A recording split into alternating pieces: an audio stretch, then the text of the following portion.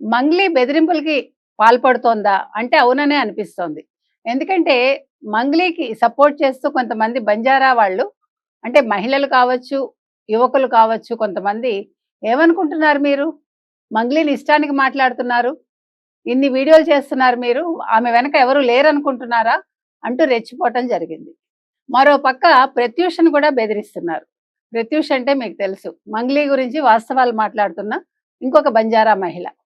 అసలు బంజారాలకి నువ్వేం చేస్తావు మంగ్లీ అని ప్రశ్నిస్తోంది ఆవిడ. ఆవిడ ఐఏఎస్ కూడా ప్రిపేర్ అయ్యారని తెలుస్తోంది.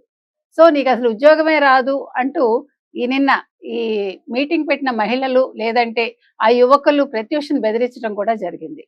సో మంగ్లీ వాస్తవాలను దాచిపెట్టడానికి, స్కామ్‌లో ఆవిడ ఉన్నారు అనడానికి ఇదొక ఉదాహరణగా అందరూ చెప్పుకుంటున్నారు.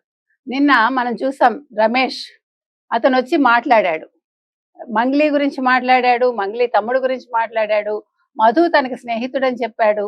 తర్వాత ఎంతెంత డబ్బు ఎలా చేతులు మారింది, వీళ్ళు ఏ రకంగా దోచుకున్నారనే విషయాలను కూడా అతను ప్రత్యక్ష సాక్షిగా ఉదాహరించడం జరిగింది.